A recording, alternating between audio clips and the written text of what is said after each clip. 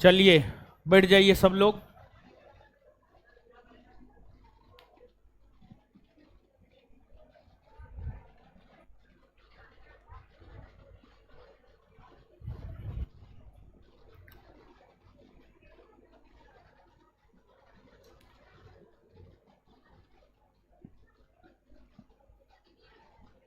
शांत हो जाइए अब।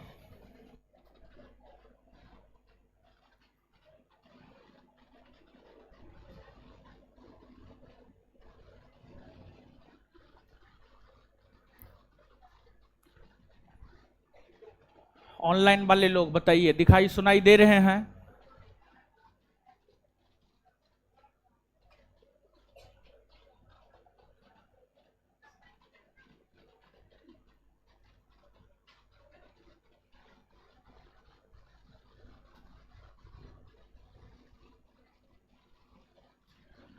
चलिए ठीक है, दिखाई सुनाई दे रहे हैं तो आइए पढ़ते हैं।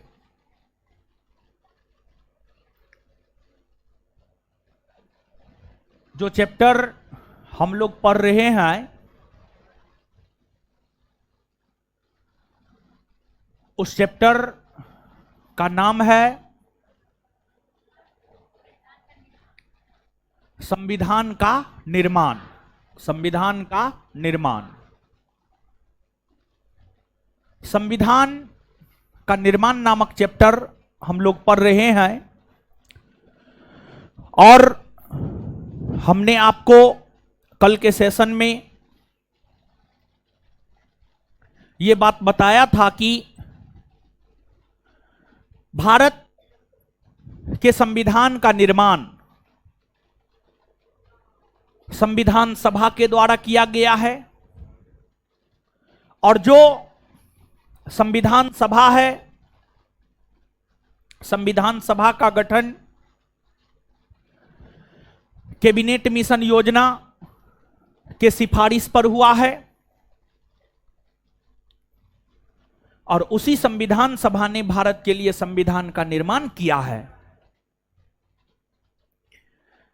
कैबिनेट मिशन योजना ने जो संविधान सभा का गठन किया उसमें 389 सदस्य थे, लेकिन भारत के विभाजन और भारत को आजादी मिलने के बाद जब संविधान सभा का पुनर्गठन हुआ तो संविधान सभा में सदस्यों की संख्या बचकर रह गई 299। 299 में से 299 में से 229 सदस्य 229 सदस्य ब्रिटिश प्रांत से थे और 70 सदस्य देसी रियासत से थे। 70 सदस्य देसी रियासत से थे। इन सभी प्रकार की बातों की चर्चा हमने आपके साथ पिछली सेशन में किया है। अब आज के सेशन में संविधान के निर्माण को लेकर उन तमाम बातों की चर्चा करेंगे जो अभी तक हम आपके साथ चर्चा नहीं किए हैं। लेकिन उससे पहले एक दो प्रश्न हम आपसे पूछ रहे हैं और आप उन प्रश्नों का जवाब दीजिए। पहला प्रश्न, किसने यह कहा था कि संविधान का निर्माण वयस्क मताधिकार के आधार पर होगा? पंडित जवाहरलाल नेहरू ने। ठीक है। इसके बाद एक और बात आप बताइए, भारत के संविधान को बनने में कितना समय लगा? 2 वर्ष 11 महीना। और संविधान निर्माण में कितने खर्च हुए? 64। संविधान निर्माण के क्रम में संविधान सभा के सदस्यों ने कितना देशों के संविधान को पढ़ा? 60 ना, 60 देशों के संविधान को ना। चलिए ठीक है। अब देखिएगा, हम आपको यह बात बताए थे कि कैबिनेट मिशन योजना ने जो 389 सदस्य निर्धारित किया, 389 सदस्यों में से 296 सदस्य के लिए चुनाव हुए, 93 सदस्य मनोनीत हुए, और जो 296 सदस्यों के लिए चुनाव हुए उसमें 208 सीट कांग्रेस जीता। मुस्लिम लीग को मात्र 73 सीट पर जीत मिली। और जब 208 सीट पर कांग्रेस की जीत हुई तो यह स्पष्ट हो गया कि संविधान सभा में कांग्रेस का प्रभुत्व रहने वाला है। संविधान सभा में कांग्रेस का प्रभुत्व रहने वाला है। और जब यह स्पष्ट हो गया कि संविधान सभा में कांग्रेस का प्रभुत्व रहने वाला है तो मुस्लिम लीग मांग करना शुरू कर दिया कि मुसलमानों के लिए एक अलग राष्ट्र पाकिस्तान बनेगा और वहां के लिए एक अलग संविधान होगा। वहां के संविधान का निर्माण अलग संविधान सभा के द्वारा किया जाएगा। कुल मिलाकर के मुस्लिम लीग ने संविधान सभा का विरोध करना शुरू कर दिया। कुल मिलाकर के मुस्लिम लीग ने संविधान सभा का विरोध करना शुरू कर दिया। संविधान सभा का विरोध करना शुरू कर दिया।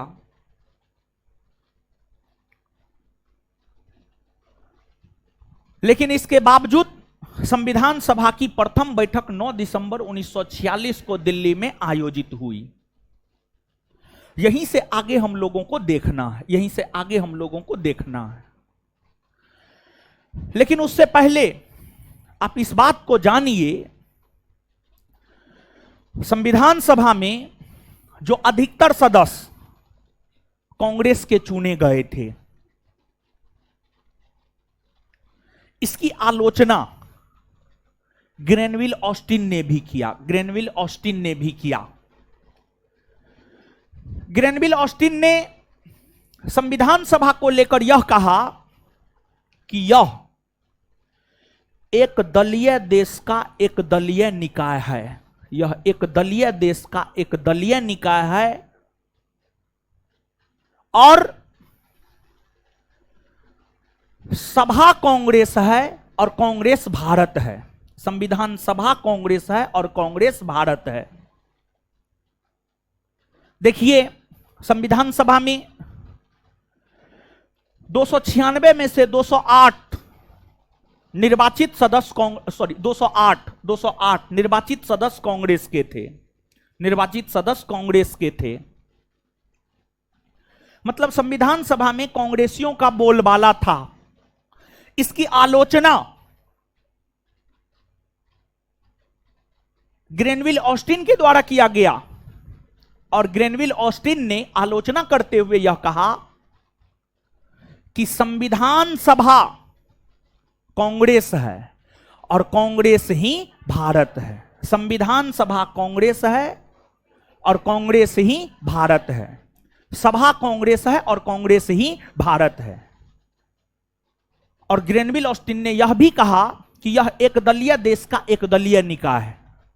मतलब ग्रेनविल ऑस्टिन का यह मानना था कि भारत में एक ही तो दल है, वह कांग्रेस। भारत में तो एक ही दल है, वह है कांग्रेस, और कांग्रेस का ही निकाय है संविधान सभा। कांग्रेस का ही निकाय है संविधान सभा। यह बात आपको ग्रेनविल ऑस्टिन ने कहा। खैर, ठीक है, चीजों की आलोचना होती है और संविधान सभा में हर समुदाय के लोग थे। हिंदू भी था, मुसलमान भी थे, सिख भी थे, ईसाई भी थे, आंग्ल भारतीय भी थे। संविधान सभा में हर समुदाय के लोग थे। लेकिन जब आप चार्ट देखिएगा तो उसमें आपको नजर आएगा सबसे ज्यादा हिंदू था। 163 को हिंदू था। 163 हिंदू संविधान सभा में थे। 163 163। 80 को मुसलमान थे। फिर अन्य समुदाय के, किसी समुदाय के 6, किसी समुदाय के 31, जैसे अनुसूचित जाति के 31, अनुसूचित जनजाति के 6, फिर ईसाई, सिख, इन सभी का भी प्रतिनिधित्व संविधान सभा में देखने को मिलता है। तो संविधान सभा में जो हिंदुओं की संख्या अधिक थी, संविधान सभा में जो हिंदुओं की संख्या अधिक थी, उसकी आलोचना लॉर्ड विस्काउंट नामक विद्वान ने किया। लॉर्ड विस्काउंट नामक विद्वान ने किया, लॉर्ड विस्काउंट नामक विद्वान ने किया है। और लॉर्ड विस्काउंट नामक विद्वान ने यह कहा है, यह तो हिंदुओं का निकाय है, यह तो हिंदुओं का निकाय है। संविधान सभा को हिंदुओं का निकाय कहकर उसकी आलोचना करने का काम लॉर्ड विस्काउंट ने कहा है, लॉर्ड विस्काउंट ने कहा है। और आप इस बात को भी जानिए कि जो भारत का संविधान सभा है उसमें महिला सदस्य मात्र 15 हुआ करती थी। उसमें महिला सदस्य की अगर हम लोग बात करें तो महिला सदस्य जो है आपको मात्र 15 हुआ करती थी। जैसे सुचेता कृपलानी, विजया लक्ष्मी पंडित, राजकुमारी अमृता कौर, सरोजनी नायडू, लीला रे, पूर्णिमा बनर्जी, हंसा मेहता, दक्षयानी बेलायुधन, बेगम एजाज रसूल, कमला चौधरी, पूर्णिमा बनर्जी, ये सभी संविधान सभा की महिला सदस्य हुआ करती थी। संविधान सभा की महिला सदस्य हुआ करती थी तो संविधान सभा में महिला सदस्यों की संख्या भी हुआ करती थी। महिला भी संविधान सभा की अंग थी और संविधान सभा में कुल 15 महिला सदस्य हुआ करती थी, 15। और जो 15 महिला सदस्य संविधान सभा में हुआ करती थी, उन 15 महिला सदस्यों का जो है आपको नाम लिखा हुआ है और किसका चयन कहां से हुआ था इस बात का भी जो है आपको विवरण वहां पर देखने को मिलेगा। 3 कॉलम है। सेकेंड पेज में संविधान के निर्माण नामक चैप्टर में अगर आप सेकेंड पेज में जाइएगा तो वहां पर जो है आपको 3 कॉलम देखने को मिलेगा। एक कॉलम में यह है कि संविधान सभा में कांग्रेस को कितना सीट, मुस्लिम लीग को कितना सीट तथा अन्य पार्टियों को कितना सीट मिला। और दूसरा कॉलम में यह देखने को मिलेगा कि हिंदू की संख्या कितना थी संविधान सभा में, मुसलमानों की संख्या कितना थी, सिखों की संख्या कितना थी। और तीसरा कॉलम में आपको यही मिलेगा जो 15 महिला सदस्य संविधान सभा में शामिल थी, वो 15 महिला सदस्य जो है आपको कौन कौन थी, वो 15 महिला सदस्य जो है आपको कौन कौन थी, ये चीज जो है आपको देखने को मिलेगा। वो जो कॉलम है उस कॉलम को आपको याद करना है, याद रखना है। कॉलम से आए दिनों जो है आपको प्रश्न पूछा जाता रहा है और इस रूप में भी आपके परीक्षा में प्रश्न पूछा जाता रहा है कि निम्न में से संविधान सभा की कौन महिला सदस्य थी और कौन महिला सदस्य नहीं थी। तो 15 महिला सदस्य का नाम जो है आपको याद रखना पड़ेगा ताकि आप बता सके कि कौन महिला सदस्य संविधान सभा की सदस्य थी और कौन महिला सदस्य संविधान सभा की सदस्य नहीं थी।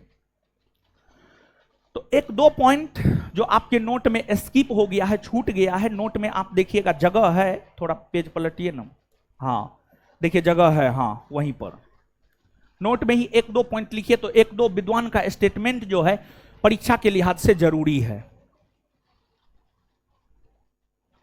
लिखिए लिखिए। क्या फदर रही है जी? ओ लिखिए, लिखिएगा।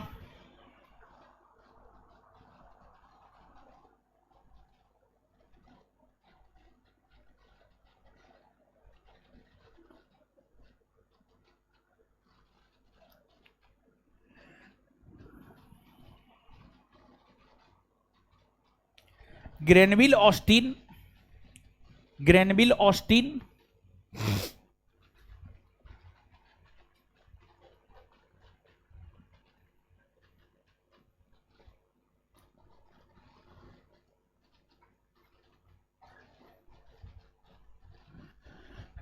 ऑस्टिन ने भारतीय संविधान सभा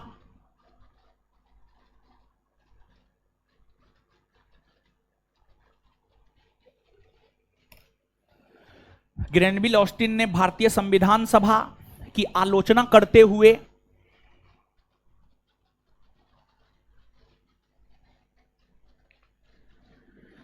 ग्रेनविल ऑस्टिन ने भारतीय संविधान सभा की आलोचना करते हुए ग्रेनविल ऑस्टिन ने भारतीय संविधान सभा की आलोचना करते हुए कहा है कि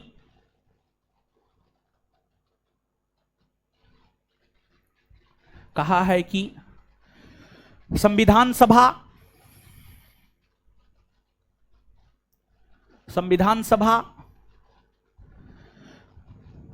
एक दलीय देश का संविधान सभा एक दलीय देश का एक दलीय निकाय है। संविधान सभा एक दलीय देश का एक दलीय निकाय है। संविधान सभा एक दलीय देश का एक दलीय निकाय है। Full stop. सभा ही कांग्रेस है और कांग्रेस ही भारत है। उसी में आगे, सभा ही कांग्रेस है और कांग्रेस ही भारत है। सभा ही कांग्रेस है और कांग्रेस ही भारत है।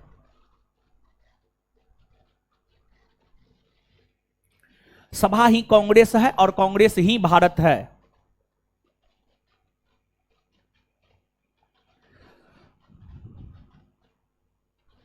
नेक्स्ट पॉइंट, लॉर्ड विस्काउंट ने लॉर्ड विस्काउंट ने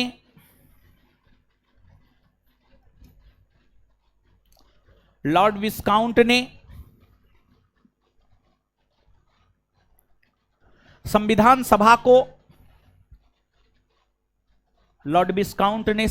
सभा को हिंदुओं का निकाय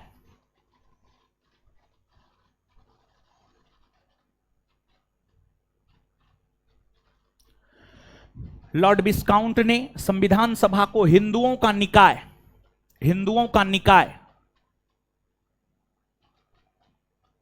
कहकर आलोचना की है। हिंदुओं का निकाय कहकर आलोचना की है।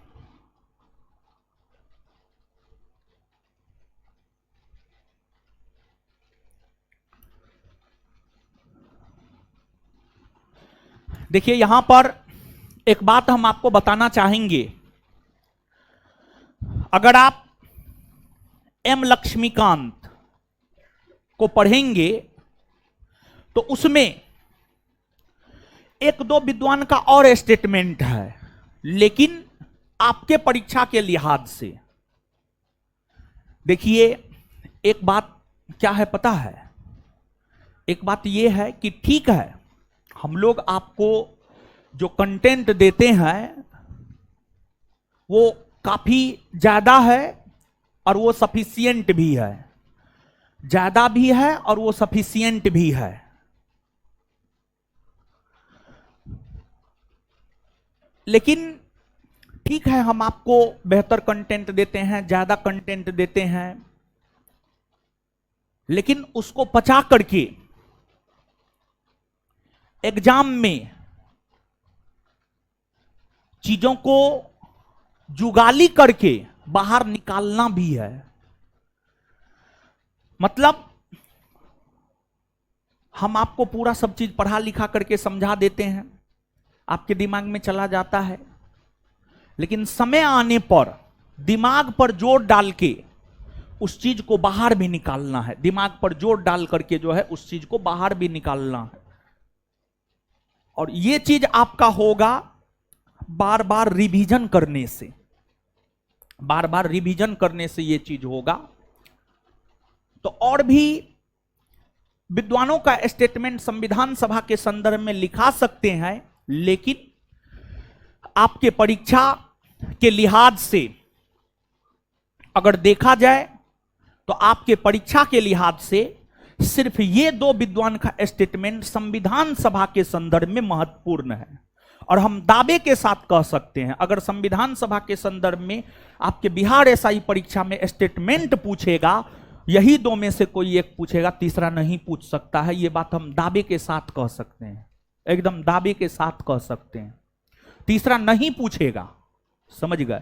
दिन रात तो पढ़े भी नहीं करते हैं, क्वेश्चन बैंक न देखते हैं। तो उस अनुभव के आधार पर हम आपको बता रहे हैं। और हाल फिलहाल में एक्साइज एसआई मेंस का परीक्षा हुआ है, पता है?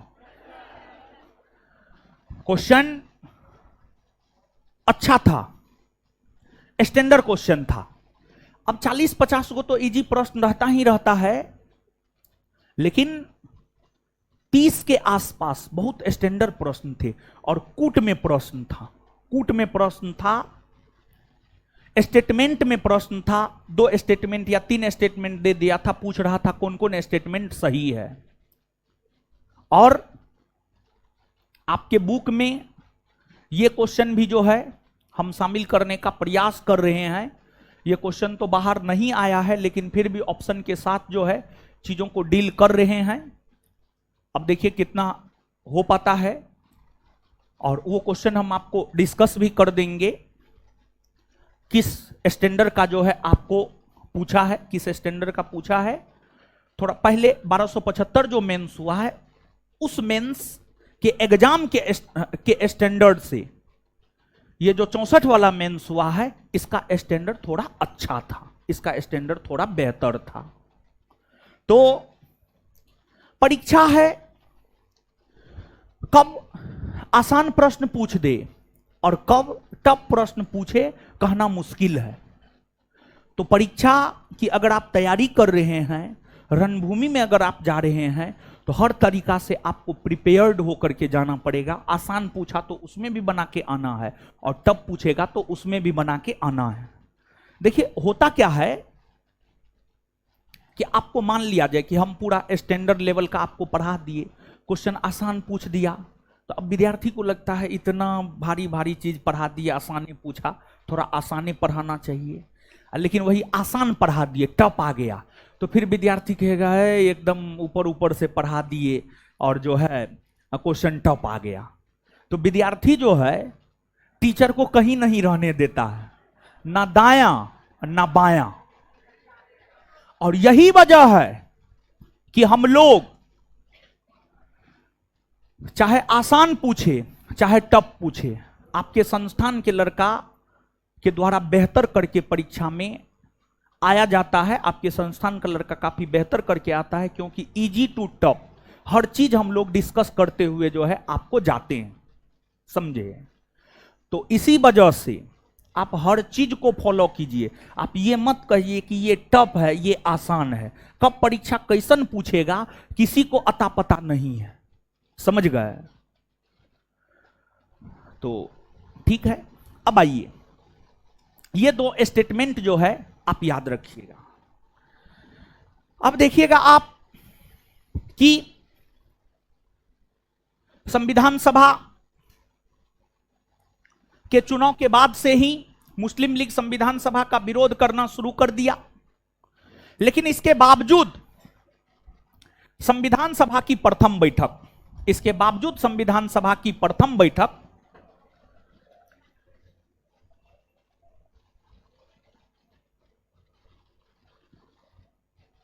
9 दिसंबर 1946 को दिल्ली में आयोजित हुआ।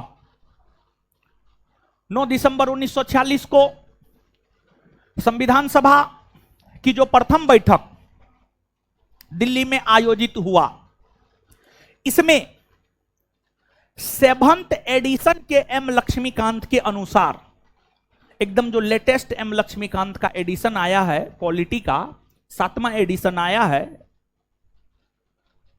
उसके अनुसार संविधान सभा की प्रथम बैठक में 207 सदस्य मौजूद हुए थे। 207 सदस्य मौजूद हुए थे। इस प्रथम बैठक में जो है आपको 207 सदस्य मौजूद हुए थे।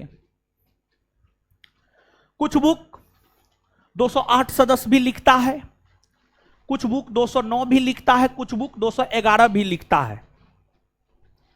लेकिन एम लक्ष्मीकांत का जो 7th एडिशन है, मतलब एकदम लेटेस्ट एडिशन है, उसके अनुसार अगर आप जाएंगे तो संविधान सभा की जो प्रथम बैठक 9 दिसंबर 1946 को हुई, इसमें 207 सदस्य मौजूद थे। इसमें 207 सदस्य जो है आपको मौजूद थे।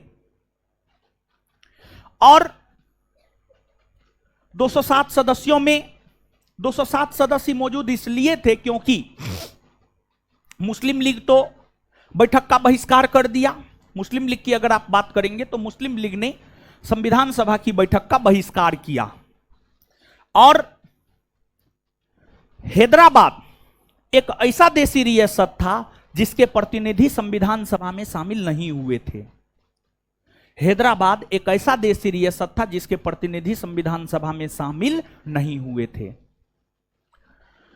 संविधान सभा की प्रथम बैठक में जो 207 सदस्य मौजूद थे, उन सभी 207 सदस्यों में सबसे वरिष्ठ सदस्य डॉक्टर सच्चिदानंद सिन्हा थे। डॉक्टर सच्चिदानंद सिन्हा थे और इसी वजह से डॉक्टर सच्चिदानंद सिन्हा को 9 दिसंबर 1946 को संविधान सभा का अस्थायी अध्यक्ष चुना गया। संविधान सभा का अस्थायी अध्यक्ष चुना गया, यानी प्रोटेम स्पीकर चुना गया। Pro tem speaker. तो संविधान सभा के जो अस्थायी अध्यक्ष हुए, संविधान सभा के अस्थायी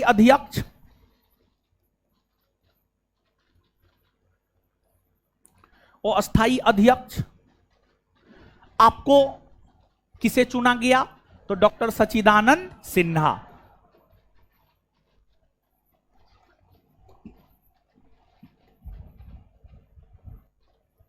डॉक्टर सच्चिदानंद सिन्हा।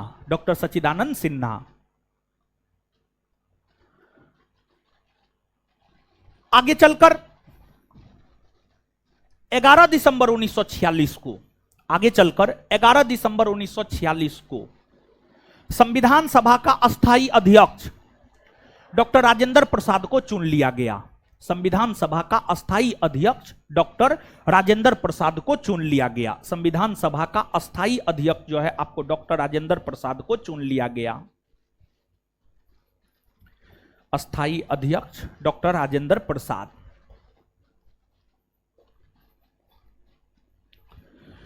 राजेंद्र प्रसाद संविधान सभा के अस्थायी अध्यक्ष थे और अध्यक्ष होने के कारण इन्होंने इतना अधिक बार संविधान निर्माण के क्रम में भारत के संविधान का पाठ किया। मतलब भारत के संविधान को इन्होंने इतना अधिक बार पढ़ा कि इन्हें संविधान लाइन बाय लाइन याद हो गया था। किस वजह से? तो बार बार इन्होंने संविधान का पाठ किया, बार बार इन्होंने पूरे संविधान को पढ़ा। यही वजह है कि डॉक्टर राजेंद्र प्रसाद को पूरा संविधान याद हो गया था। संविधान सभा में एक अध्यक्ष तो थे ही डॉक्टर राजेंद्र प्रसाद। आगे चलकर संविधान सभा में 2 उपाध्यक्ष भी बनाए गए। 25 जनवरी 1947 को संविधान सभा के प्रथम उपाध्यक्ष एच.सी. मुखर्जी को बनाया गया और आगे चलकर 16 जुलाई 1947 को संविधान सभा का दूसरा अध्यक्ष वीटी कृष्णामाचारी को बनाया गया।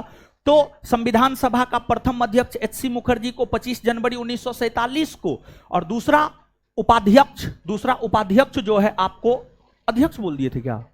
संविधान सभा में 2 उपाध्यक्ष थे। संविधान सभा में कितने उपाध्यक्ष? 2। सॉरी, अध्यक्ष बोल दिए थे, यहां पर समझिएगा। संविधान सभा में 2 उपाध्यक्ष थे। संविधान सभा में 2 उपाध्यक्ष थे। एक थे एच.सी. मुखर्जी और दूसरे थे वीटी कृष्णामाचारी। एच.सी. मुखर्जी 25 जनवरी 1947 को उपाध्यक्ष बने और वीटी कृष्णामाचारी 16 जुलाई 1947 को बने। खैर, ये डेट आपको याद रखने की जरूरत नहीं है, बस हम आपको यूं ही बता दिए, लेकिन डेट याद रखने की आपको कोई जरूरत नहीं है। लेकिन हाँ, इस बात को याद रखना आपके लिए जरूरी है कि संविधान सभा में 2 उपाध्यक्ष थे और संविधान सभा में जो 2 उपाध्यक्ष थे, एक उपाध्यक्ष थे आपको एच.सी. मुखर्जी, और दूसरे उपाध्यक्ष की अगर हम बात करें तो दूसरे उपाध्यक्ष थे आपको वीटी कृष्णामाचारी। दूसरे उपाध्यक्ष थे आपको VT कृष्णामाचारी, दूसरे उपाध्यक्ष थे VT कृष्णामाचारी। फिर आपको संविधान सभा ने अपना एक संवैधानिक सलाहकार भी बनाया, और संविधान सभा के संवैधानिक सलाहकार बने थे, उनका नाम था आपको BN राव।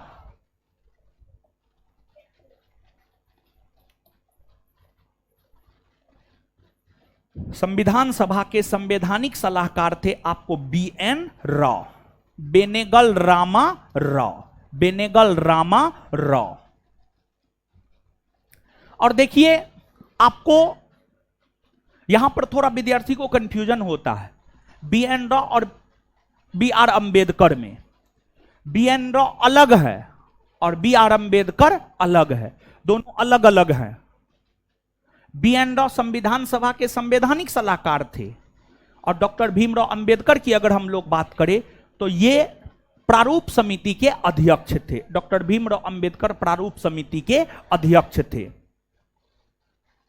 इसके बाद संविधान सभा ने अपने प्रतीक चिन्ह के रूप में हाथी को अपनाया। संविधान सभा ने अपने प्रतीक चिन्ह के रूप में हाथी को अपनाने का काम किया, और संविधान सभा में अध्यक्ष, उपाध्यक्ष और संवैधानिक सलाहकार के साथ साथ एक सचिव भी हुआ करता था। संविधान सभा में अध्यक्ष, उपाध्यक्ष के साथ साथ एक सचिव भी हुआ करता था, और संविधान सभा के सचिव हुआ करते थे HBR आयंगर। संविधान सभा के सचिव की अगर हम बात करें तो संविधान सभा के सचिव हुआ करते थे HBR आयंगर। HBR आयंगर संविधान सभा के सचिव हुआ करते थे। और संविधान सभा के जो मुख्य प्रारूपकार थे, मुख्य प्रारूपकार, अगर मुख्य प्रारूपकार की हम बात करें तो संविधान सभा के मुख्य प्रारूपकार थे LN मुखर्जी।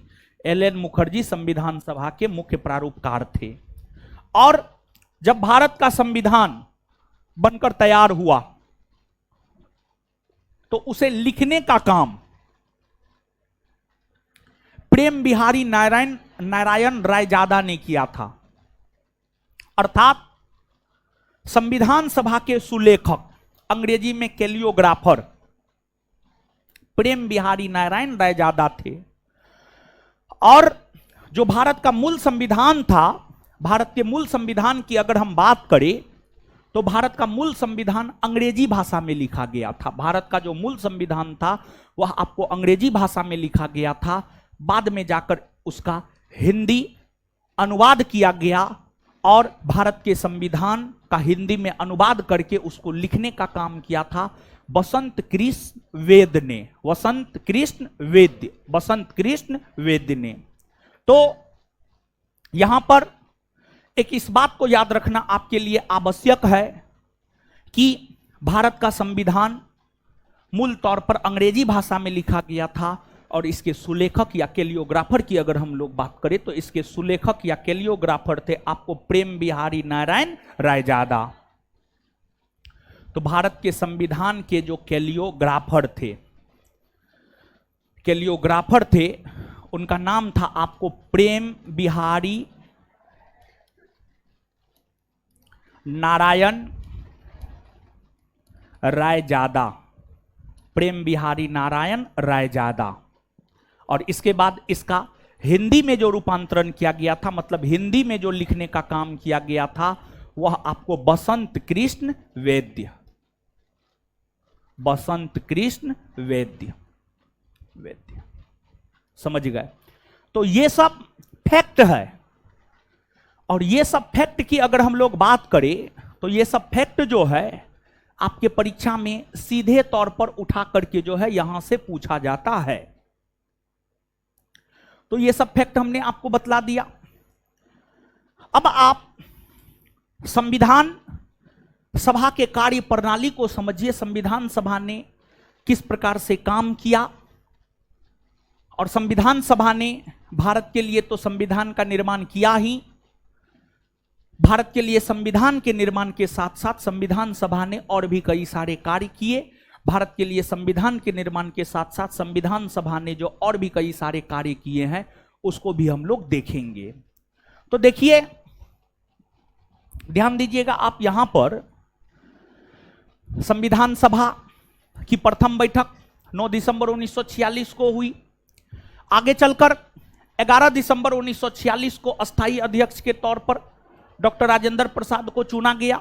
आगे चलकर 13 दिसंबर 1946 को, आगे चलकर 13 दिसंबर 1946 को, 13 दिसंबर 1946 को, 13 दिसंबर 1946 की अगर हम बात करें तो 13 दिसंबर 1946 को संविधान सभा के समक्ष पंडित जवाहरलाल नेहरू ने एक उद्देश्य प्रस्ताव रखा। 13 दिसंबर 1946 को संविधान सभा के समक्ष पंडित जवाहरलाल नेहरू ने या पंडित नेहरू ने संविधान सभा के समक्ष एक उद्देश्य प्रस्ताव रखा। उद्देश्य प्रस्ताव रखा, उद्देश्य प्रस्ताव रखा। 13 दिसंबर 1946 को संविधान सभा के समक्ष पंडित नेहरू ने जो उद्देश्य प्रस्ताव रखा, इस उद्देश्य प्रस्ताव को संविधान सभा ने काफी विचार विमर्श के बाद 22 जनवरी 1947 को स्वीकार किया। उद्देश्य प्रस्ताव को संविधान सभा ने आपसी सहमति से 22 जनवरी 1947 को स्वीकार किया। 22 जनवरी 1947 को स्वीकार किया और यही उद्देश्य प्रस्ताव बाद में जाकर बना भारतीय संविधान की प्रस्तावना। यही उद्देश्य प्रस्ताव बाद में जाकर बना भारतीय संविधान की प्रस्तावना। आगे आप जब आगे बढ़ेंगे पॉलिटी में तो आगे आप प्रस्तावना नामक चैप्टर को पढ़ेंगे। जब आप प्रस्तावना को पढ़ेंगे तो उसमें यह बात कही गई है कि भारत एक संप्रभुत्व संपन्न राष्ट्र है। उसमें लोगों के बीच अवसर की समानता, प्रतिष्ठा की समानता स्थापित करने की बात की गई है। प्रस्तावना में लोगों को सामाजिक, आर्थिक और राजनीतिक न्याय देने की बात की गई है। प्रस्तावना में स्वतंत्रता देने की बात की गई है। प्रस्तावना में स्वतंत्रता देने की बात की गई है। तो जो आपको भारतीय संविधान की प्रस्तावना में जो अलग अलग प्रावधान है, भारतीय संविधान की प्रस्तावना में जो अलग अलग प्रावधान है, वही सब प्रावधान जो है आपको उद्देश्य प्रस्ताव में देखने को मिलता है। और उद्देश्य प्रस्ताव पर काफी विचार विमर्श के बाद जो है 22 जनवरी 1947 को इसे स्वीकार किया गया और इस उद्देश्य प्रस्ताव का संविधान के ऊपर काफी व्यापक प्रभाव देखने को मिला है। और 22 जनवरी 1947 को ही संविधान सभा में अलग से भी एक प्रस्ताव पारित किया था और 22 जनवरी 1947 को संविधान सभा में अलग से एक यह प्रस्ताव पारित किया गया था कि संविधान सभा भारत को एक संविधान बनाकर देगा। यह बात पहले से नाउन था कि संविधान सभा भारत को एक संविधान बनाकर देगा, लेकिन इसको लेकर के अलग से एक प्रस्ताव 22 जनवरी 1947 को पारित कर दिया गया और उसमें स्पष्ट यह कर दिया गया कि अब संविधान सभा भारत को एक संविधान बनाकर देगा। और आगे चलकर संविधान सभा की अगर हम लोग बात करें तो संविधान सभा ने भारत के लिए तो संविधान का निर्माण किया ही, संविधान निर्माण के साथ साथ संविधान सभा ने जो और भी कई सारे कार्य किए हैं, जैसे संविधान सभा ने 22 जुलाई 1947 को, संविधान सभा ने 22 जुलाई 1947 को भारत के राष्ट्रीय ध्वज के तौर पर तिरंगा को स्वीकृति प्रदान किया है। भारत के राष्ट्रीय ध्वज के तौर पर तिरंगा को स्वीकृति प्रदान किया है।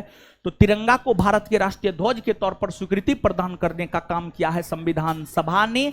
और 22 जुलाई 1947 को, 22 जुलाई 1947 को, और तब जब आगे 15 अगस्त 1947 को हमें आजादी मिली तो लाल किला के प्राचीर से हम भारतवासियों ने तिरंगा झंडा को फहराने का काम किया और तब से लेकर आज तक हम लोग तिरंगा झंडा को फहराते हुए आ रहे हैं विशेष अवसरों पर।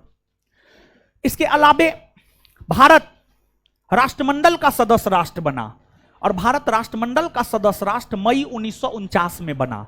भारत राष्ट्रमंडल का सदस्य राष्ट्र जो है मई 1949 में बना और भारत राष्ट्रमंडल का सदस्य राष्ट्र जो मई 1949 में बना, इस बात को भी स्वीकृति संविधान सभा ने ही प्रदान किया था। इस बात को भी स्वीकृति संविधान सभा ने ही प्रदान किया था। और जब भारत राष्ट्रमंडल का सदस्य राष्ट्र बना तो भारत के लोगों को यह आशंका फिर से सताने लगा कि कहीं ब्रिटेन फिर से भारत को अपना गुलाम ना बना ले। तो ब्रिटेन फिर से भारत को अपना गुलाम ना बना पाएगा, इस बात को पंडित नेहरू ने स्पष्ट किया। और पंडित नेहरू ने यह कहा कि राष्ट्रमंडल की सदस्यता स्वेच्छा से ली गई सदस्यता है। राष्ट्रमंडल की सदस्यता स्वेच्छा से ली गई सदस्यता है। भारत जब चाहे इसकी सदस्यता का परित्याग कर सकती है। देखिए, आपको राष्ट्रमंडल एक प्रकार का वैश्विक संगठन है। राष्ट्रमंडल उन देशों का एक संगठन है जो देश कभी ब्रिटेन का उपनिवेश रहा है, या यूं कहे जो देश कभी ना कभी ब्रिटेन का गुलाम रहा है, उन देशों का ही एक संगठन राष्ट्रमंडल था। और राष्ट्रमंडल की सदस्यता लेनी आवश्यक नहीं थी। अगर आपको राष्ट्रमंडल का सदस्यता लेना है तो आप ले सकते हैं, और अगर आपको नहीं लेना है तो आप नहीं भी ले सकते। अगर आपको नहीं लेना है राष्ट्रमंडल की सदस्यता तो आप नहीं भी ले सकते हैं। तो भारत ने राष्ट्रमंडल की सदस्यता मई 1949 में ली, जिसे संविधान सभा ने स्वीकृति प्रदान किया था। लेकिन भारतीयों को शक हो गया कि कहीं फिर से भारत ब्रिटेन का गुलाम न बन जाए। तो इस बात को स्पष्ट पंडित नेहरू ने किया, और पंडित नेहरू ने यह कहा कि राष्ट्रमंडल की सदस्यता स्वेच्छा से ली गई सदस्यता है। हमारी जब इच्छा होगी तब हम राष्ट्रमंडल की सदस्यता को छोड़ सकते हैं। इसके बाद आपको संविधान निर्माण के क्रम में अगर देखा जाए तो संविधान निर्माण के क्रम में संविधान सभा ने कई सारी समितियों का गठन किया। देखिए, जैसे आपको भारत की संसद है, भारत की पार्लियामेंट है, जिसके अंतर्गत राष्ट्रपति, लोकसभा और राज्यसभा आता है।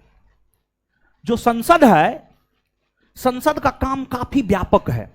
संसद के काम की अगर आप बात करेंगे तो संसद का काम काफी ज्यादा है, संसद का काम काफी व्यापक है। और संसद अपने काम को पूरा नहीं कर पाती है। तो संसद के काम पूरा हो सके, इसको लेकर संसदीय समिति का गठन किया जाता है।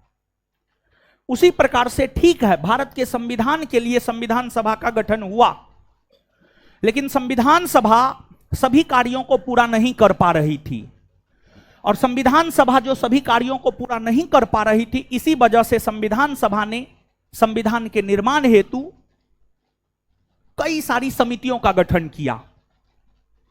और संविधान सभा ने जो कई सारी समितियों का गठन किया, उसमें 8 बड़ी और 13 छोटी समिति का गठन किया गया। 8 को बड़ी समिति और 13 को छोटी समिति का गठन किया गया था। 8 को बड़ी समिति और 13 को छोटी समिति का गठन किया गया था। यहां से आगे हम लोग देखेंगे, क्योंकि हम देख पा रहे हैं बहुत लोग जो है अपना मजा मारना शुरू कर दिए हैं, समझे।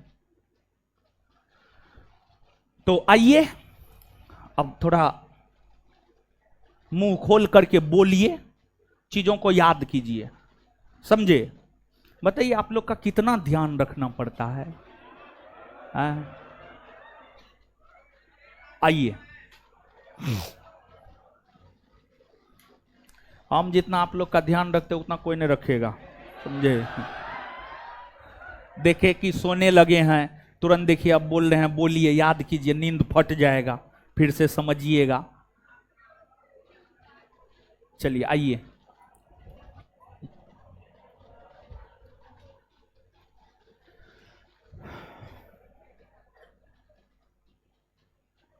आइए याद करते हैं हीरो सब, आइए।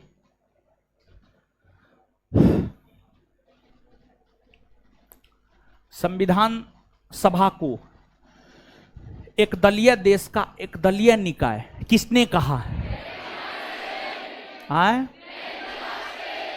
सभा ही कांग्रेस है और कांग्रेस ही भारत है, किसने कहा है? क्या? लॉर्ड बिस काउंट।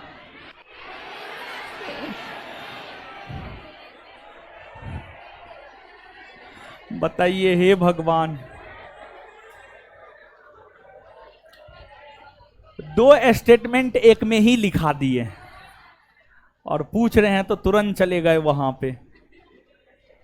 कैसे होगा? अभी तो समझाए हैं न, हो समझा करके न लिखाए हैं। हे भगवान, कौन कौन लॉर्ड विस्काउंट बोले थे? हाँ तो हाथ थोड़े खड़ा कीजिएगा। बहुत लोग बोले थे, आंसर आ रहा था, इसलिए हम भी बार बार पूछ रहे थे। कंफर्मेशन हमको भी चाहिए था कि मतलब एकदम जो है बिना सोचे समझे हो ना।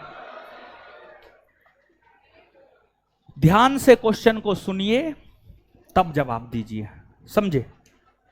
बताइए, संविधान सभा को हिंदुओं का निकाय किसने कहा? संविधान सभा को हिंदुओं का निकाय किसने कहा?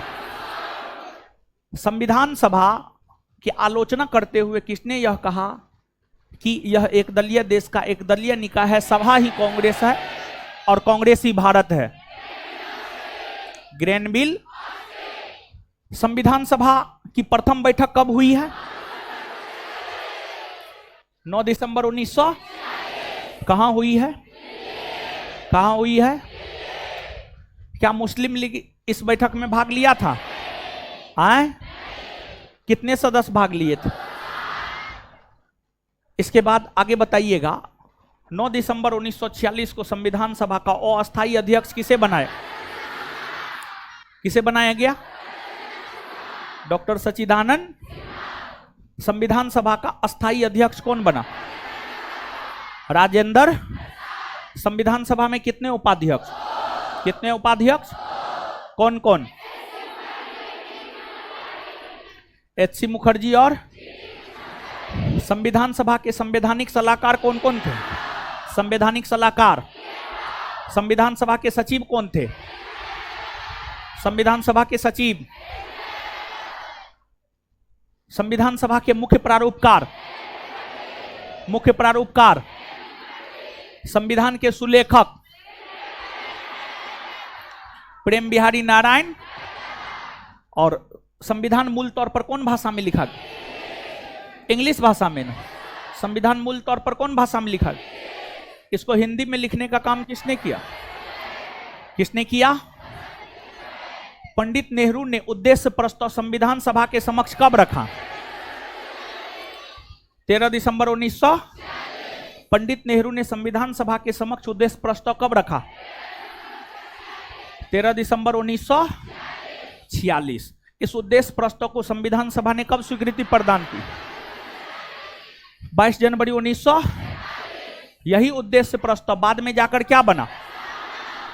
भारतीय संविधान की। यही उद्देश्य प्रस्ताव बाद में जाकर क्या बना?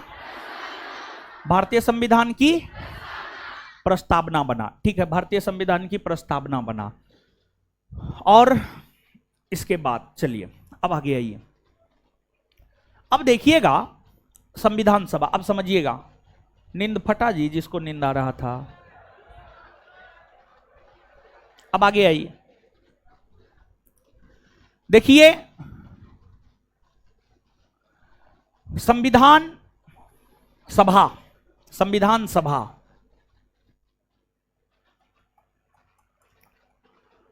ने संविधान के निर्माण को लेकर 8 बड़ी और 13 छोटी समिति का गठन किया। जो 8 बड़ी समिति और 13 छोटी समिति का गठन किया है, हर समिति के अलग अलग अध्यक्ष थे।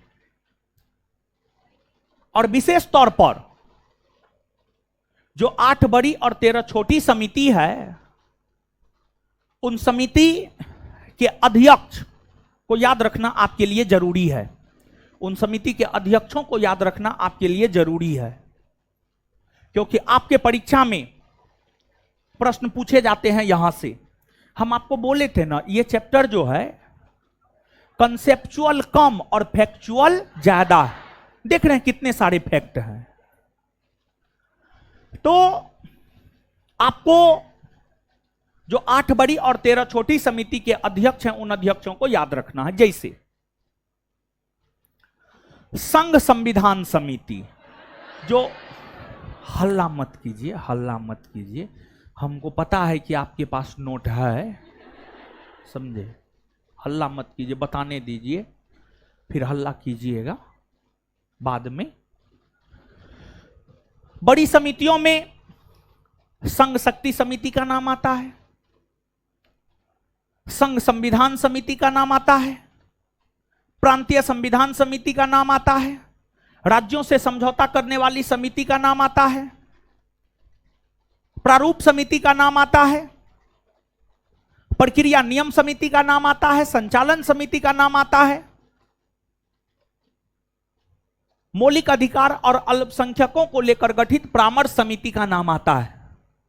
ये जो 8 समिति का हमने आपको नाम लिया है, ये 8 समिति, ये 8 जो है बड़ी समिति है, ये 8 बड़ी समिति है।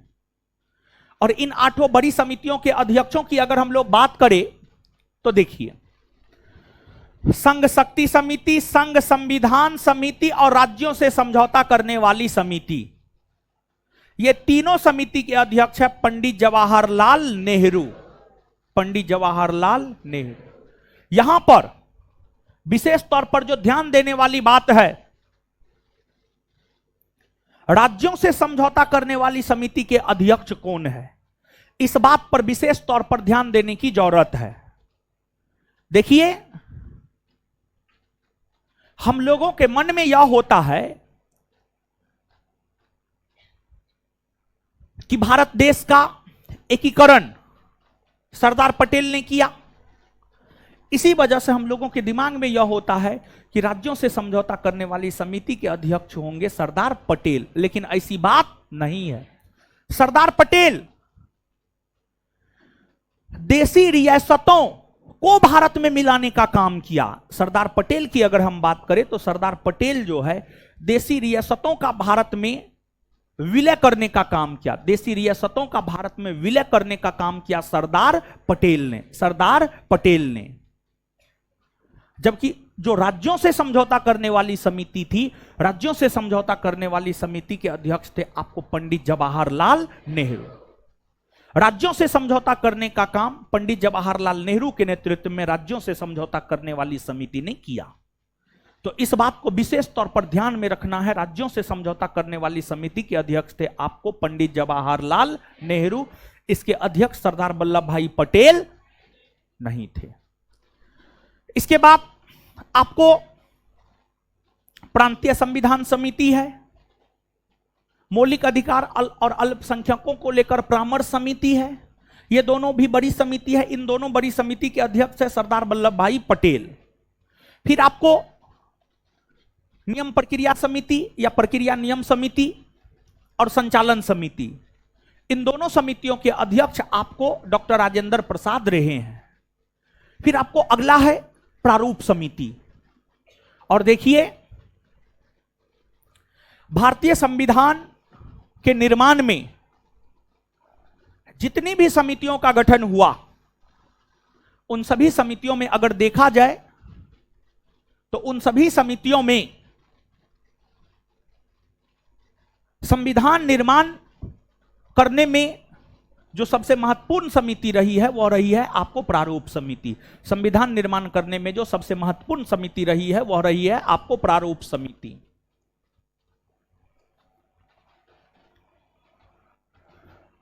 और जो प्रारूप समिति है, प्रारूप समिति की अगर हम बात करें तो प्रारूप समिति का गठन 29 अगस्त 1947, आजादी के ठीक कुछ दिन बाद प्रारूप समिति का गठन 29 अगस्त 1947 को हुआ। और प्रारूप समिति में टोटल 7 सदस्य थे। प्रारूप समिति की अगर हम बात करें तो प्रारूप समिति में टोटल 7 सदस्य थे। और प्रारूप समिति में जो टोटल 7 सदस्य थे उसमें एक थे आपको डॉक्टर भीमराव अंबेडकर,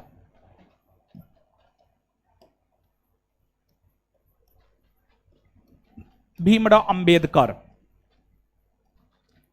ये प्रारूप समिति के अध्यक्ष थे।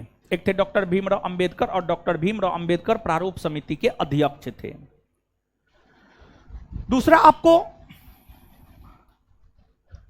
दूसरा आपको सर अल्लादी कृष्ण स्वामी अय्यर,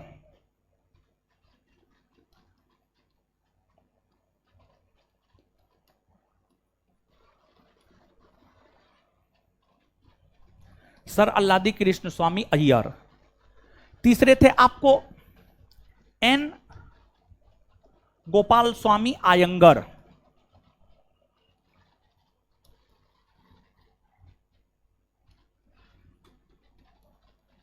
आयंगर।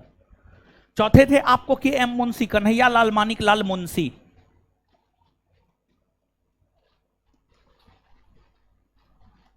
के एम मुंशी। फिर अगले सदस्य थे सैयद मोहम्मद सादू, सैयद मोहम्मद सादुतुल्ला। इसके बाद अगले सदस्य थे एन माधवराव। एन माधवराव ये बीएल मित्रा का स्थान लिए थे। बीएल मित्रा, बीएल मित्रा का स्थान लिए थे। और सातवें सदस्य थे टीटी कृष्णामाचारी। और टीटी कृष्णामाचारी की अगर हम लोग बात करें तो ये आपको डीपी खेतान का स्थान लिए थे। डीपी खेतान, डीपी खेतान का स्थान लिए थे टीटी कृष्णामाचारी। टीटी कृष्णामाचारी। तो जो प्रारूप समिति था, प्रारूप समिति जिसका गठन 29 अगस्त 1947 को हुआ, जिसमें टोटल 7 सदस्य थे। एक सदस्य डॉक्टर भीमराव अंबेडकर जो कि इसके अध्यक्ष भी थे, दूसरे दूसरे सर अल्लादी कृष्ण स्वामी अय्यर, तीसरा एन गोपाल स्वामी आयंगर, चौथा के एम मुंशी, पांचवा सैयद मोहम्मद सादुतुल्ला, छठा एन माधवराव बीएल मित्रा के स्थान पर, सातवां टीटी कृष्णामाचारी डीपी खेतान के स्थान पर। ये जो 7 सदस्य थे, इन 7 सदस्यों के नाम को याद रखना आपके लिए आवश्यक है। क्यों आवश्यक है? आप बिहार एसआई का क्वेश्चन बैंक ही पलट करके देखिएगा, तो आप जब बिहार एसआई का ही क्वेश्चन बैंक पलट करके देखेंगे तो आप यह पाएंगे, यह प्रश्न पूछा हुआ कि निम्न में से कौन प्रारूप समिति के सदस्य थे और कौन प्रारूप समिति के सदस्य नहीं थे। निम्न में से कौन प्रारूप समिति के सदस्य थे और कौन प्रारूप समिति के सदस्य नहीं थे। यह प्रश्न जो है आप पूछा हुआ यहां पर आपके परीक्षा में पाएंगे क्वेश्चन बैंक को देखते हुए, तो इसी वजह से याद रखना जरूरी है। अब देखिए डॉक्टर भीमराव अंबेडकर, डॉक्टर भीमराव अंबेडकर की अगर आप बात करेंगे तो आजादी से पहले 15 अगस्त 1947 से पहले इनका चुनाव संविधान सभा में बंगाल प्रेसिडेंसी से हुआ था। बंगाल प्रेसिडेंसी से हुआ था। लेकिन जब भारत को आजादी मिली, आजादी मिलने से ठीक पहले भारत का विभाजन हुआ और पाकिस्तान का निर्माण हुआ। और जब भारत का विभाजन और पाकिस्तान का निर्माण हुआ तो बंगाल प्रेसिडेंसी के जिस क्षेत्र से डॉक्टर भीमराव अंबेडकर संविधान सभा के सदस्य चुने गए थे, वह क्षेत्र पाकिस्तान में चला गया। वह क्षेत्र पाकिस्तान में चला गया। और जब वह क्षेत्र पाकिस्तान में चला गया तो अब डॉक्टर भीमराव अंबेडकर संविधान सभा के सदस्य नहीं रह पाए। तत्पश्चात डॉक्टर राजेंद्र प्रसाद के प्रयास से भीमराव अंबेडकर पुनः संविधान सभा के सदस्य मुंबई प्रेसिडेंसी से बन पाए। मुंबई प्रेसिडेंसी से बन पाए। डॉक्टर राजेंद्र प्रसाद ने पूना क्षेत्र से संविधान सभा का नेतृत्व करने वाले एमआर जयकर को कहा कि आप त्यागपत्र दे दीजिए, और डॉक्टर राजेंद्र प्रसाद के कहने पर ही पूना क्षेत्र से एमआर जयकर ने त्यागपत्र दे दिया। और फिर आगे चलकर भीमराव अंबेडकर मुंबई प्रेसिडेंसी के पूना क्षेत्र से फिर से संविधान सभा के सदस्य बन पाए। संविधान सभा के सदस्य बन पाए। आप देखिए डॉक्टर भीमराव अंबेडकर का संविधान के निर्माण में कितना अहम रोल था कि जब वे संविधान सभा के सदस्य नहीं रह पाए तो संविधान निर्माण का काम बाधित होने लगा था, संविधान निर्माण का काम बाधित होने लगा था। और अतिशीघ्र संविधान सभा के अध्यक्ष राजेंद्र प्रसाद के पहल पर डॉक्टर भीमराव अंबेडकर फिर से संविधान सभा के सदस्य बन पाए और फिर से उन्होंने संविधान निर्माण में अपना महत्वपूर्ण योगदान देने का काम किया। और जब आपको भारत के संविधान का निर्माण हो रहा था तो इस अवधि के दौरान अगर देखा जाए तो इस अवधि के दौरान संविधान सभा के सदस्यों की कुल 11 बैठकें आयोजित हुई। संविधान सभा के सदस्यों की कुल 11 बैठकें आयोजित हुई, 11 बैठक आयोजित हुई। और भारत के संविधान के निर्माण के क्रम में ही महात्मा गांधी का निधन हो गया। भारत के संविधान के निर्माण के दौरान ही, भारत के संविधान के निर्माण के दौरान ही महात्मा गांधी का निधन हो गया। और महात्मा गांधी के निधन होने के बाद संविधान सभा के सदस्यों ने महात्मा गांधी को श्रद्धांजलि देने का काम किया। और संविधान सभा की जब 7वीं बैठक आयोजित हो रही थी, संविधान सभा की कुल 11 बैठक आयोजित हुई थी, और उन 11 बैठकों में से जब संविधान सभा की 7वीं बैठक आयोजित हो रही थी, उस 7वीं बैठक के दौरान ही महात्मा गांधी को संविधान सभा के सदस्यों ने श्रद्धांजलि देने का काम किया। और 11 बैठक के अलावे संविधान को लेकर 3 वाचन हुए हैं। संविधान को लेकर 3 वाचन हुए हैं, जिसमें प्रथम वाचन की अगर आप बात करेंगे तो जो प्रथम वाचन है, 3 वाचन हुए हैं।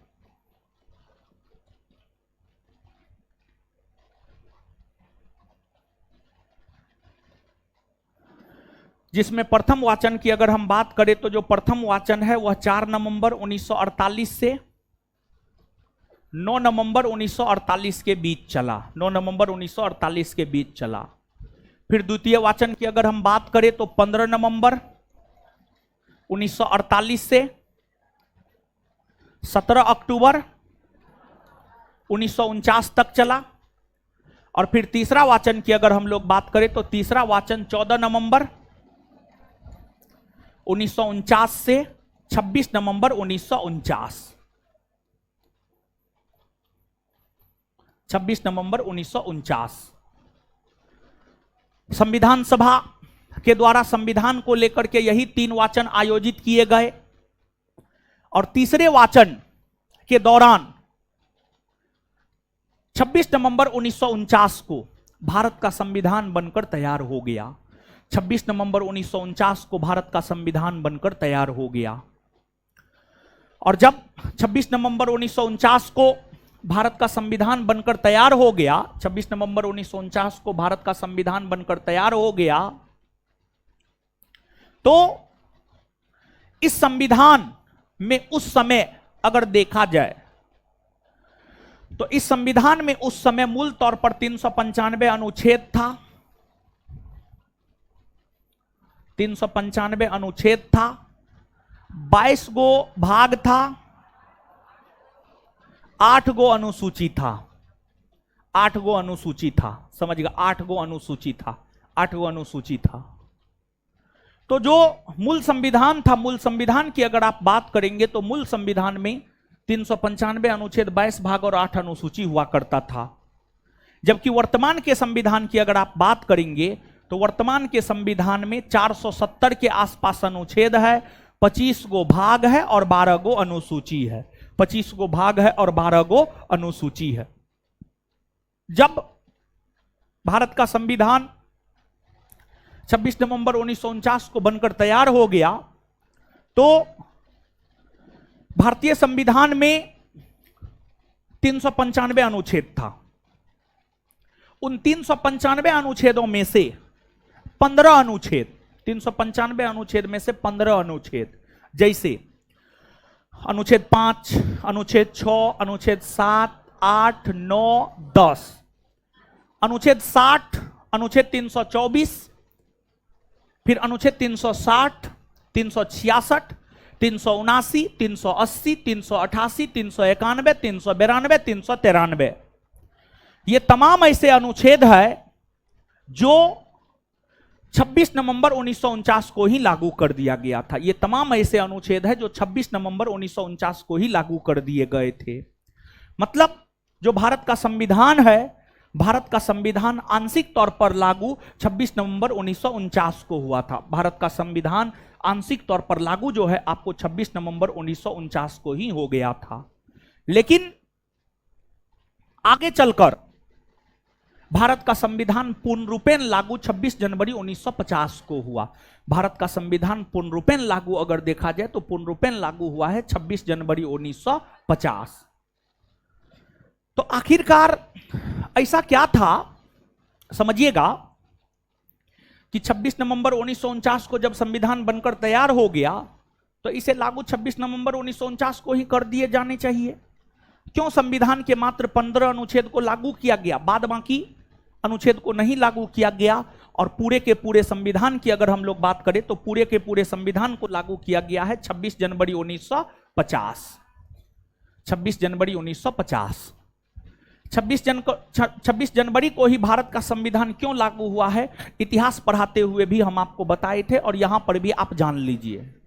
तो देख रहे हैं आधुनिक भारतीय इतिहास से जुड़े हुए बहुत सारे चीज यहां पर जो है आपको देखने को मिल रहे हैं। और यही वजह है कि आधुनिक भारतीय इतिहास पढ़ाने के बाद पहले पॉलिटी ही शुरू किए ताकि चीजों को आप इंटरकनेक्ट कर सकें। देखिए आप सब लोग इस बात से अवगत हैं 1929 में कांग्रेस का वार्षिक अधिवेशन हुआ था आपको लाहौर में। बहुत देर से बेचारी सो रही थी।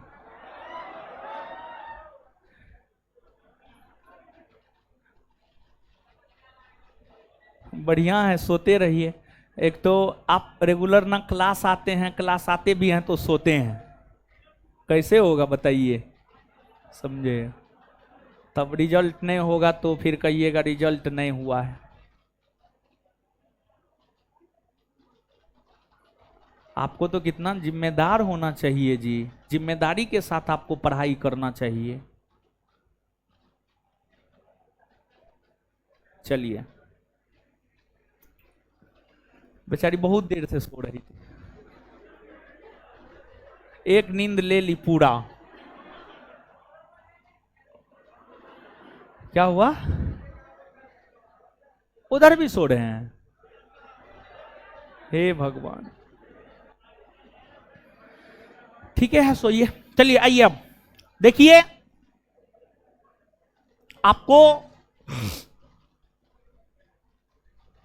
आपको जो भारत का संविधान है, भारत के संविधान पूर्ण रूपेण लागू 26 जनवरी 1950 को हुआ है। हुआ क्या था, 1929 में कांग्रेस का वार्षिक अधिवेशन लाहौर में हुआ और इस लाहौर के वार्षिक अधिवेशन की अध्यक्षता किए थे पंडित जवाहरलाल नेहरू और उन्होंने लाहौर अधिवेशन में पूर्ण स्वराज का प्रस्ताव पारित किया। मतलब उन्होंने इस प्रस्ताव को पारित किया कि अब कांग्रेस अंग्रेजों से आजादी लेकर रहेगा। और पंडित नेहरू ने यह घोषणा किया कि जब तक अंग्रेज भारत को पूर्ण स्वराज नहीं प्रदान कर देता है तब तक प्रत्येक वर्ष 26 जनवरी को हम लोग स्वाधीनता दिवस के रूप में मनाएंगे। और भारत ने अपना पहला स्वाधीनता दिवस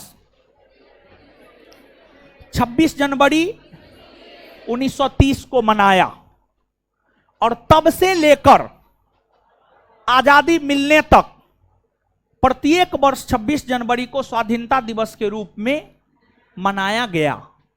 लेकिन जब 1947 में 15 अगस्त को देश को आजादी मिली तो भारत अपना स्वाधीनता दिवस या स्वतंत्रता दिवस 15 अगस्त को मनाने लगा। और जब भारत अपना स्वाधीनता दिवस या स्वतंत्रता दिवस 15 अगस्त को मनाने लगा, तो जो 26 जनवरी का तिथि था वह इतिहास के पन्नों में दबने लगा। तो संविधान सभा के सदस्यों ने यह तय किया कि 26 जनवरी के तिथि को इतिहास के पन्नों में दबने नहीं देना है, बल्कि इस तिथि का हमेशा महत्व बना रहे। इसी वजह से संविधान सभा के सदस्यों ने 26 जनवरी को भारत के संविधान को लागू करने की बात को सर्वसहमति से स्वीकार किया और फाइनली भारत का संविधान 26 जनवरी 1950 को लागू हुआ। और जब 26 जनवरी 1950 को भारत का संविधान लागू हो गया तो भारत एक लोकतांत्रिक गणराज्य बन गया। भारत एक लोकतांत्रिक गणराज्य बन गया। तो भारत लोकतांत्रिक गणराज्य 26 जनवरी 1950 को बना है। 26 जनवरी 1950 को बना है। और ठीक है, संविधान लागू 26 जनवरी 1950 को हुआ, लेकिन संविधान सभा की जो अंतिम बैठक है वह 24 जनवरी 1950 को हुई। और 24 जनवरी 1950 को जो अंतिम बैठक हुई, उस बैठक में कई सारे निर्णय लिए गए। उस बैठक में जो कई सारे निर्णय लिए गए, 24 जनवरी 1950 की बैठक में जो कई सारे निर्णय लिए गए, उसमें एक निर्णय यह लिया गया कि भारत का राष्ट्रगान जनगण मन होगा, भारत का राष्ट्रगीत वंदे मातरम होगा, भारत के प्रथम राष्ट्रपति डॉक्टर राजेंद्र प्रसाद होंगे, भारत के प्रथम राष्ट्रपति डॉक्टर राजेंद्र प्रसाद होंगे। ये सभी के सभी निर्णय 24 जनवरी 1950 को ही लिए गए। 24 जनवरी 1950 को ही लिए गए। तो इस प्रकार संविधान सभा की अगर आप बात करेंगे तो संविधान सभा ने भारत के संविधान के निर्माण कार्य को पूरा करने का काम किया। और इसके बाद भी संविधान सभा कुछ वर्षों तक अस्तित्व में रहा। 1950 से लेकर 1952 तक, 1950 से लेकर 1952 तक संविधान सभा भारत के अंतरिम संसद के तौर पर काम किया। भारत के अंतरिम संसद के तौर पर काम किया। और फिर 1951-52 में लोकसभा का चुनाव हुआ। और फिर 1952 ईस्वी में नई सरकार का गठन हो गया। और फिर जो सरकार बनी थी पंडित नेहरू के नेतृत्व में, पंडित नेहरू की नेतृत्व वाली सरकार देश में शासन प्रशासन को चलाने का काम करने लगी। देश में शासन प्रशासन को चलाने का काम करने लगी। समझ गए? तो यही है। अब जो है आपको करना क्या है, तो आपको सबसे पहले कुछ चीजों को हमारे साथ याद करना है। और कुछ चीजों को सबसे पहले आप मेरे साथ याद कीजिए और उसके बाद जो है फिर आप पढ़िएगा और एक आध गो पॉइंट जो है हम आपको और लिखाएंगे इसमें। लेकिन सबसे पहले आइए मेरे साथ आप याद कीजिए, समझे? आइए बोर्ड पे।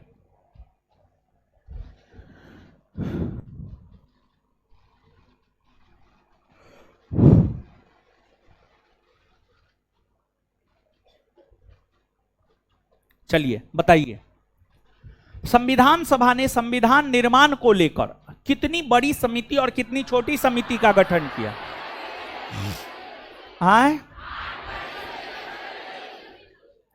8 बड़ी और 13। संविधान सभा ने संविधान निर्माण को लेकर कितनी बड़ी और कितनी छोटी समिति का? 8 बड़ी और 13। चलिए ठीक है। संघ शक्ति समिति, संघ संविधान समिति, राज्यों से समझौता करने वाली समिति। इन तीनों समिति के अध्यक्ष कौन थे? जवाहरलाल। संघ शक्ति समिति, संघ संविधान समिति, राज्यों से समझौता करने वाली समिति के अध्यक्ष कौन थे? जवाहरलाल नेहरू। इसके बाद आगे बतलाइएगा, प्रांतीय संविधान समिति के अध्यक्ष कौन थे? सरदार वल्लभ भाई। प्रांतीय संविधान समिति के अध्यक्ष कौन थे? सरदार वल्लभ भाई पटेल। इसके बाद मौलिक अधिकार और अल्पसंख्यकों को लेकर गठित परामर्श समिति के अध्यक्ष कौन थे? सरदार वल्लभ भाई। सरदार वल्लभ भाई। संचालन समिति और प्रक्रिया नियम समिति के अध्यक्ष राजेंद्र। प्रारूप समिति के अध्यक्ष, प्रारूप समिति के अध्यक्ष, प्रारूप समिति का गठन कब हुआ है? प्रारूप समिति का गठन कब हुआ है? प्रारूप समिति में कितने सदस्य? कितने सदस्य? पहला। प्रारूप समिति के अध्यक्ष कौन थे? प्रारूप समिति का अध्यक्ष। प्रारूप समिति के दूसरे सदस्य? प्रारूप समिति के दूसरे सदस्य? तीसरे सदस्य? चौथे सदस्य? पांचवें सदस्य? छठे सदस्य? किसके स्थान पर? बीएल मित्रा। सातवें सदस्य किसके स्थान पर? डीपी। एक बार फिर से, प्रारूप समिति में कितने सदस्य? प्रारूप समिति का अध्यक्ष और पहला सदस्य, दूसरा सदस्य, तीसरा सदस्य, चौथा, पांचवा, छठा, किसके स्थान पर आया था?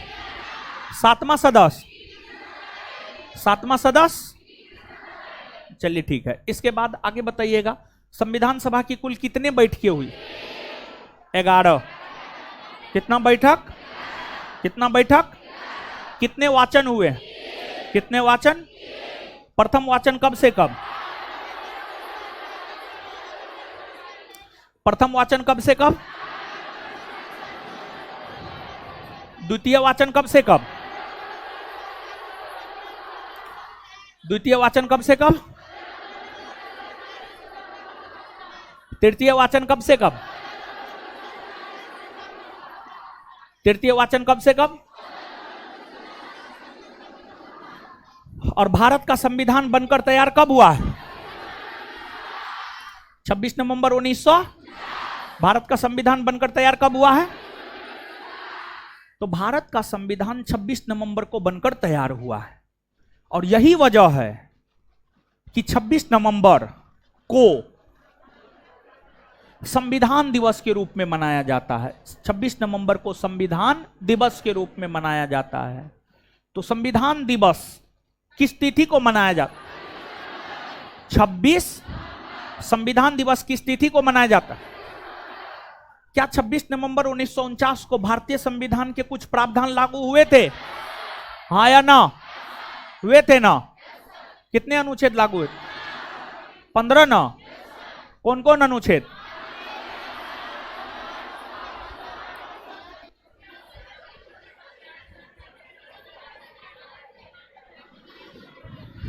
आगे आइएगा। भारत का जो मूल संविधान था, भारत के मूल संविधान में कितने अनुच्छेद? कितना भाग? कितना अनुसूची? क्लियर है ये बात? भारत का संविधान पूर्ण रूपेण लागू कब हुआ है? पूर्ण रूपेण लागू कब हुआ है? अच्छा, भारत का संविधान 26 जनवरी को ही लागू क्यों हुआ? आए? क्योंकि 26 जनवरी को भारत ने 1930 ईस्वी में अपना प्रथम स्वाधीनता दिवस मनाया था। इसी वजह से भारत का संविधान 26 जनवरी को लागू हुआ। यह बीपीएससी का पूछा हुआ क्वेश्चन है, समझ गए? तो भारत का संविधान 26 जनवरी को ही लागू क्यों हुआ है?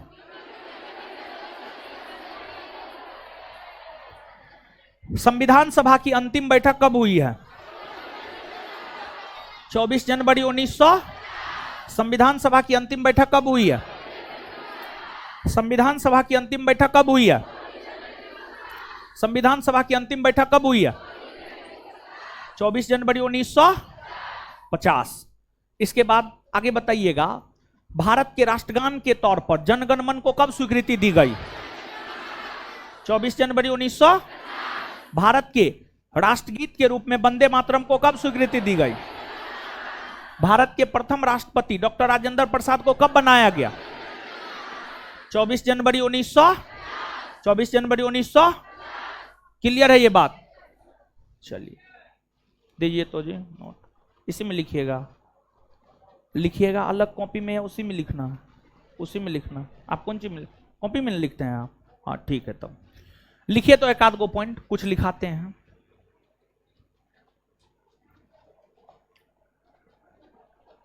कितनों कुछ करते हैं, कुछ ना कुछ छूटिए जाता है, समझे? पागल हो जाएंगे हम, समझे? ऐसे में हम सोचे ई नोट में कुछ हो छूटने नहीं देंगे, कोई बात नहीं है।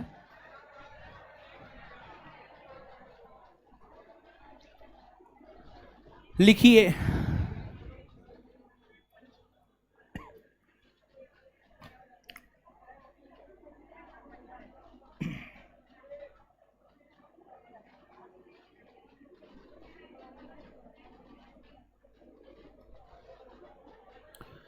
भारत के मूल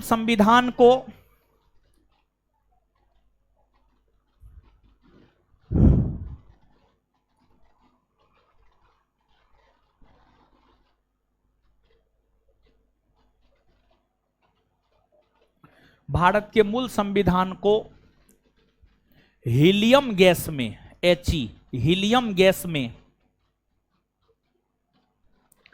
हीलियम गैस में सुरक्षित रखा गया है। अगर आप रेलवे का तैयारी करते हैं तो जरूर याद रखिएगा ये बात।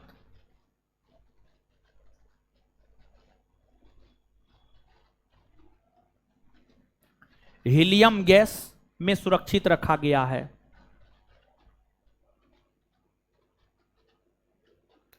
आगे, संविधान, नेक्स्ट पॉइंट, संविधान सभा ने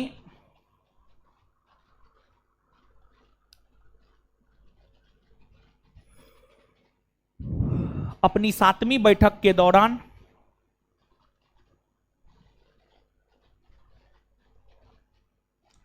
संविधान सभा ने अपनी 7वीं बैठक के दौरान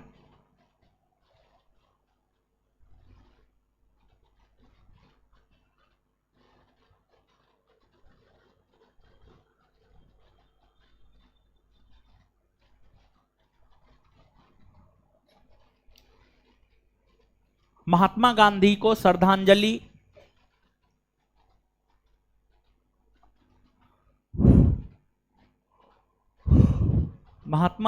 श्रद्धांजलि अर्पित किया है।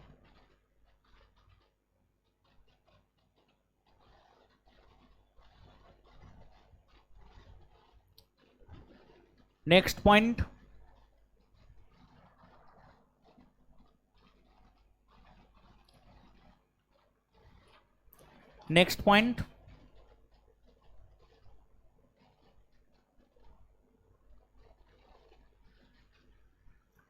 भारत जब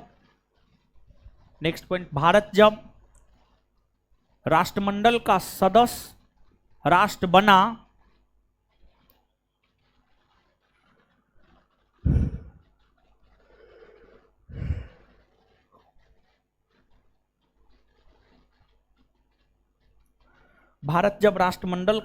राष्ट्र बना तो लोगों को यह आशंका होने लगा कि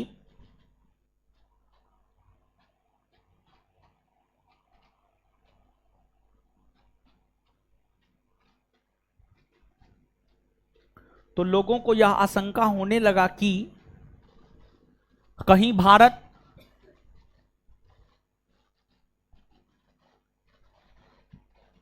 भारत फिर से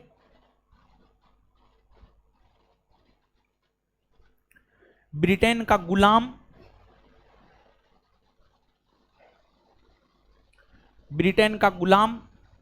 नहीं बन जाए।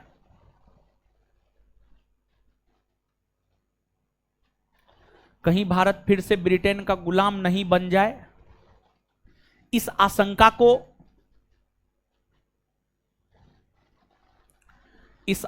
को दूर करते हुए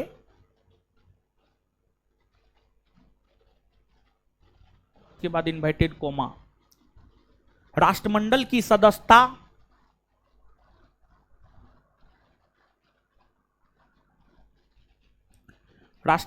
सदस्यता स्वेच्छा से ली गई। राष्ट्रमंडल की सदस्यता स्वेच्छा से ली गई सदस्यता है। राष्ट्रमंडल की सदस्यता स्वेच्छा से ली गई सदस्यता है। भारत इसका परित्याग कभी भी कर सकता है।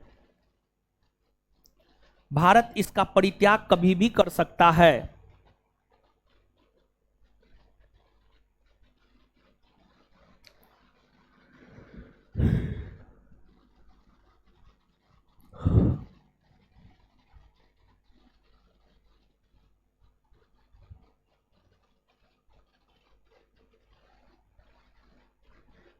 भारत इसका परित्याग कभी भी कर सकता है।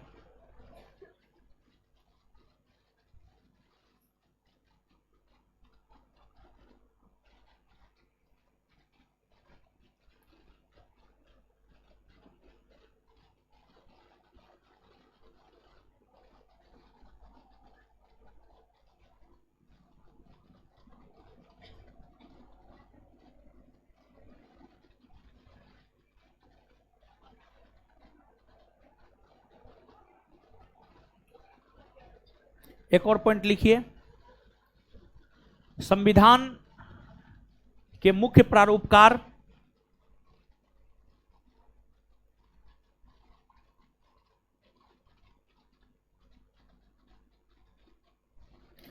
संविधान सभा का मुख्य प्रारूपकार एल.एन. मुखर्जी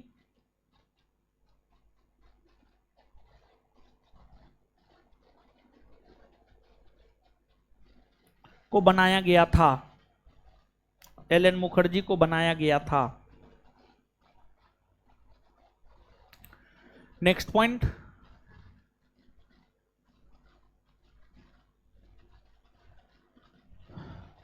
बाईस जनवरी 1947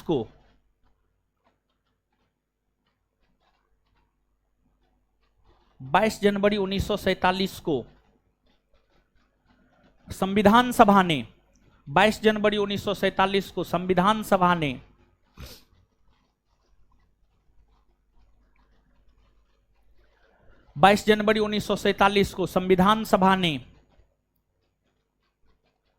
संविधान सभा ने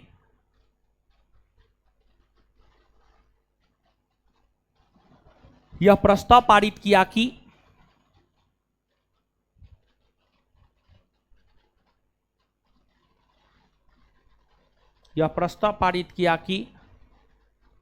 संविधान सभा भारत को एक संविधान बनाकर देगा।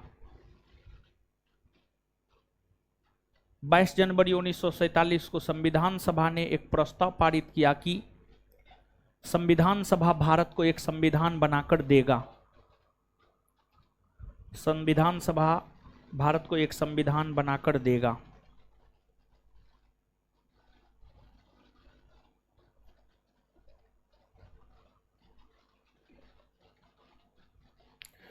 चलिए गुरुजी लोग अब अपना अपना नोट पलटिए। ऑनलाइन वाले लोग आप लोगों को भी बोल रहे हैं, अपना अपना नोट पलटिए,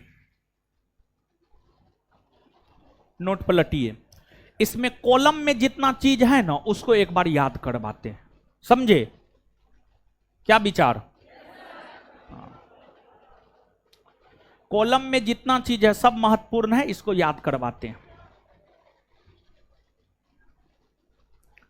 सबसे पहले संविधान सभा के को लेकर जो चुनाव हुए थे उस चुनाव में किस पार्टी को कितना सीट मिला, सबसे पहले यही पलटे अपना अपना।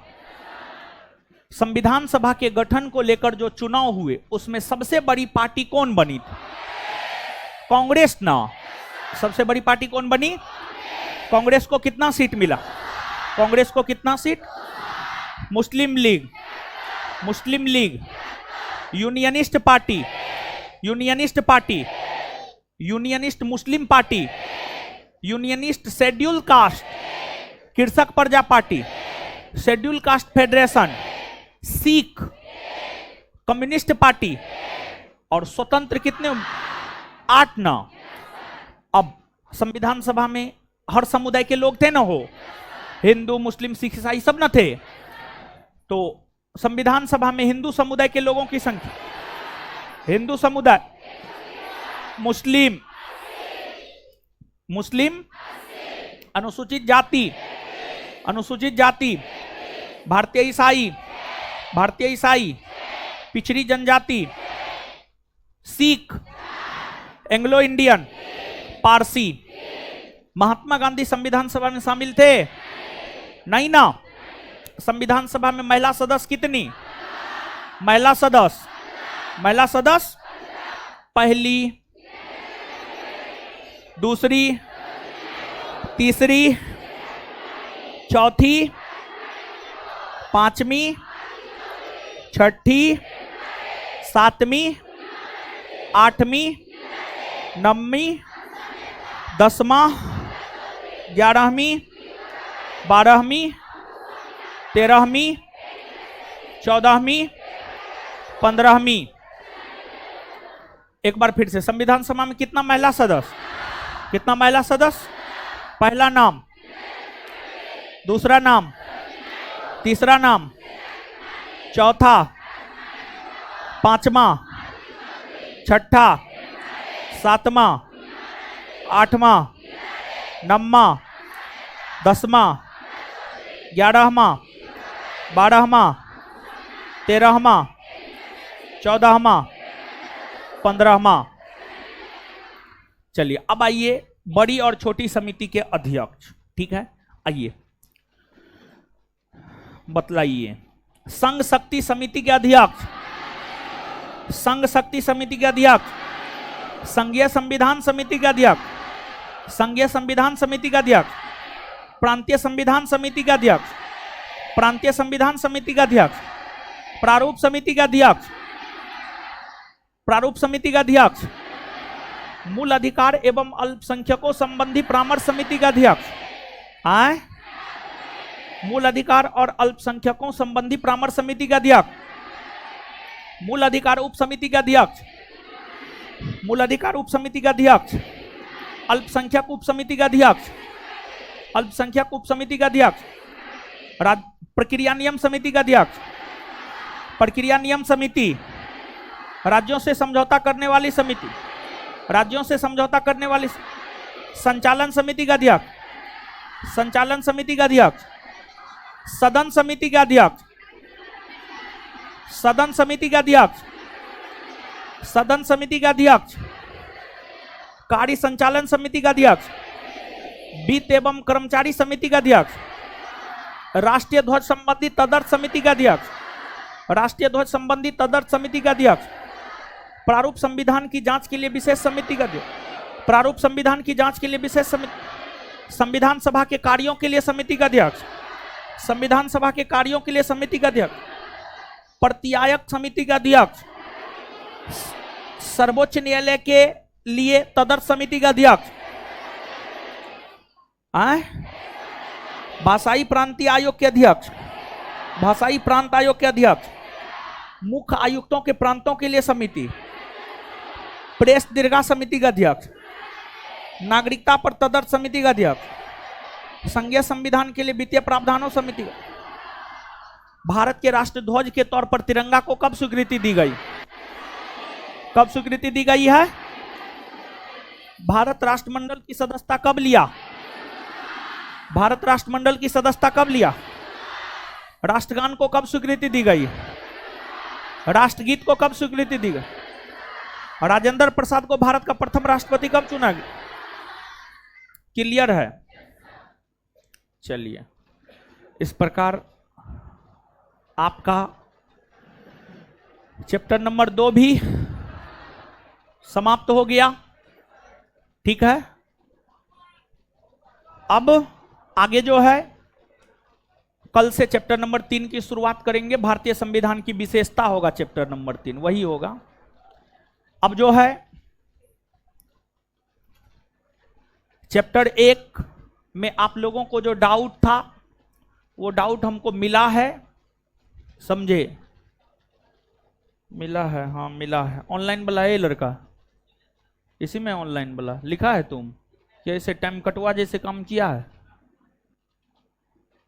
ये तुम लिखा है? चलिए, पॉलिटी सुन लीजिए। पॉलिटी के चैप्टर 1 का डाउट हमको मिला है, कल हम आपको देख लेंगे और इसको क्लियर कर देंगे। अब सुनिए, अगले क्लास का आपका होमवर्क क्या है? अगले क्लास का आपका होमवर्क है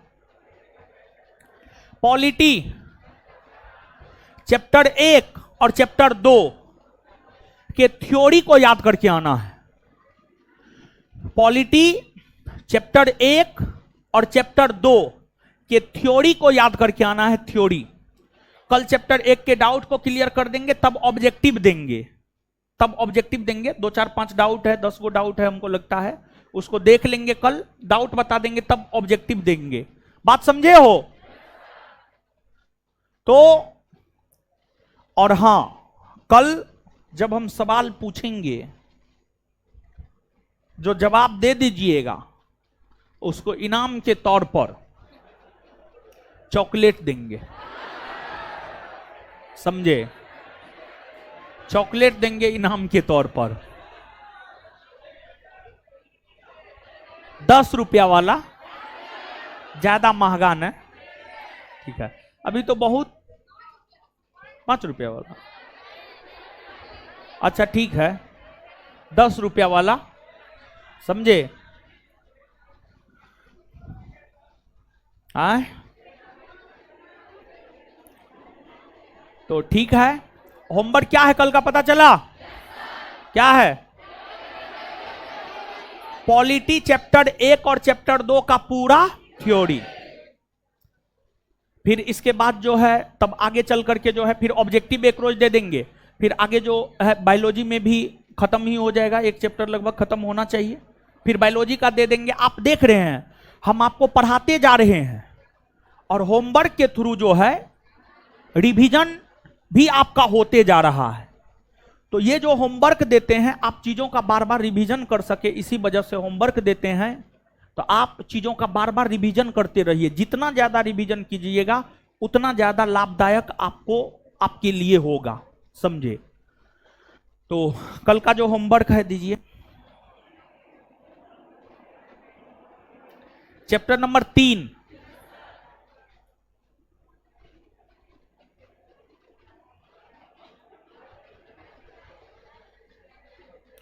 चलिए आज तो कुटाई होगा। चलिए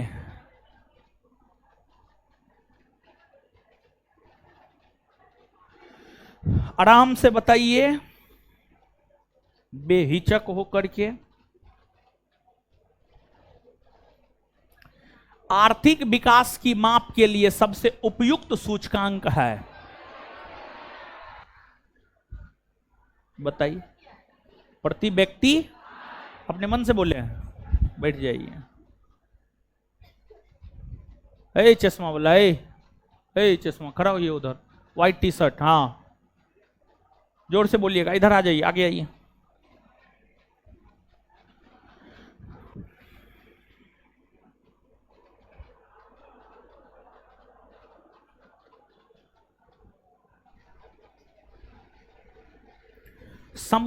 समवृद्धि की सीमा की अवधारणा का प्रतिपादन किसके द्वारा किया गया है? यूनेस्को, ब्रंटलैंड आयोग, agenda 21, club of Rome, club of Rome. जाइए भागिए, चलिए। ए लड़की, खड़ी होइए तो, हाँ खड़ी हुई।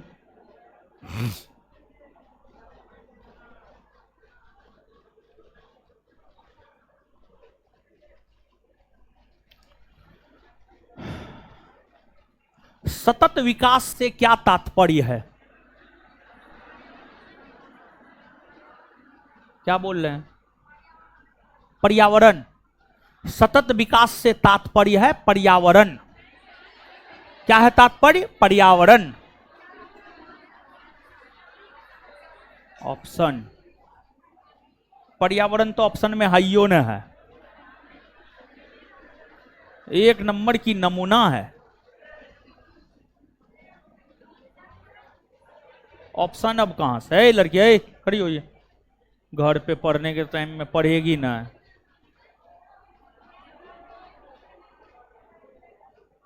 शांत रहिए।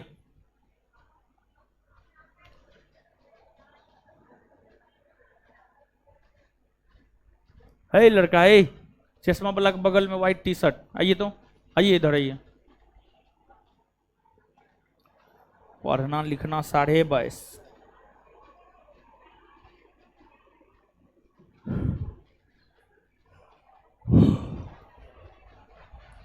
ए लड़की, ए खड़ी हुई है। हाँ, जो सो रही थी आप ही को बोल रहे हैं। हाँ बताइए, आपसे है। मानव विकास की अवधारणा या मानव विकास सूचकांक किसके द्वारा विकसित किया गया है?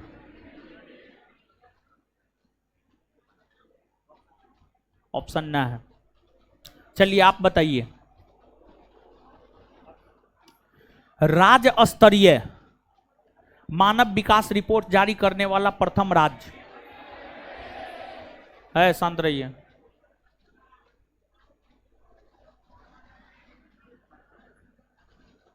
चलिए उधर है टकलू, उधर। हाँ हाँ, आ जाइए आ जाइए।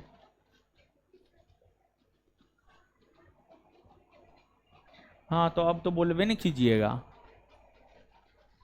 अब उसका वैल्यू थोड़े है, जब पूछे तब जवाब दीजिए, बाद में बोलिएगा तो उसका कोई वैल्यू नहीं है।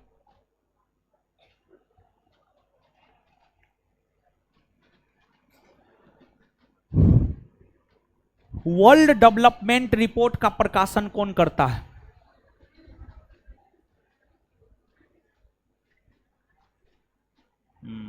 बढ़िया है।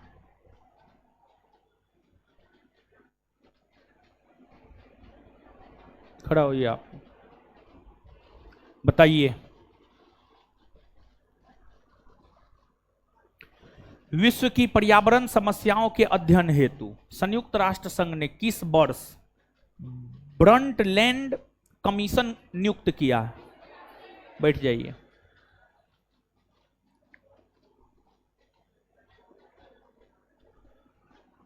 ए लड़का, ए इधर आइए तो, इधर आइए ना जी। अरे घड़ी वाला, हाँ आइए आइए आइए आइए आइए ना, इधर आइए ना। बड़ी बुरा हाल है आप लोगों का, होमवर्क देकर पूछते हैं तब ये लोग को जो है नानी याद आता है। हम दादी याद तो सबको अभी दिला देंगे 2 मिनट में। इधर भी नहीं किसी खुरा किए थे जी, जवाब दे दी थी वो। नहीं वो है वो, हाँ यहाँ है। आइए जल्दी आइए ना जी, एकदम पैर में मेहंदी लगा के आते हैं।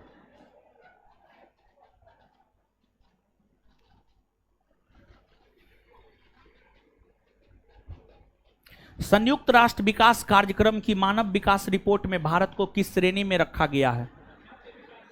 ठीक है जाइए, भागिए। रेड टी शर्ट आइए तो इधर। रेड टी शर्ट, नहीं नहीं इसको बुला रहे हैं, ये जो बीच में बैठे हुए हैं टूल पे। हाँ हाँ उसको बुला रहे हैं, आइए आइए। नहीं जी, आप अपने पीछे वाले को भेजिए ना।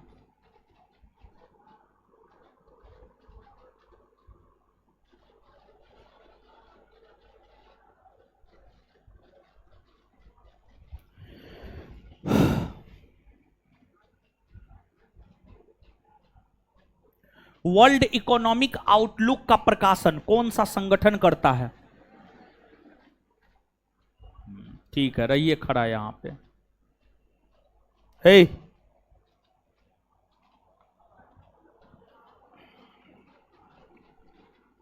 अमीरों की तुलना में गरीब बचत करते हैं। आए बैठ जाइए।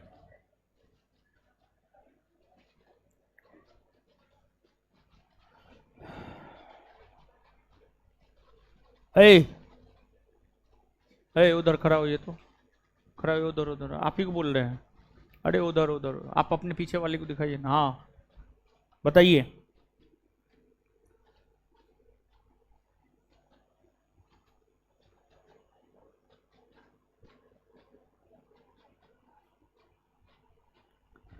आर्थिक विकास का आधारभूत आवश्यकता प्रत्यागम का प्रतिपादन विश्व बैंक द्वारा किस वर्ष किया गया?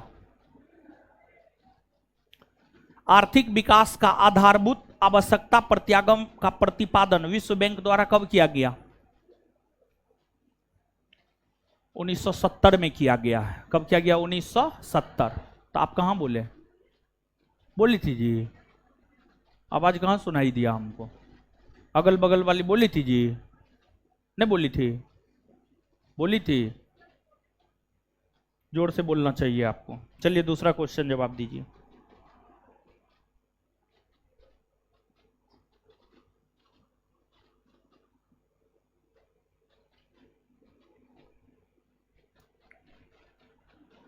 वैश्विक शांति सूचकांक किस संस्था द्वारा जारी किया जाता है?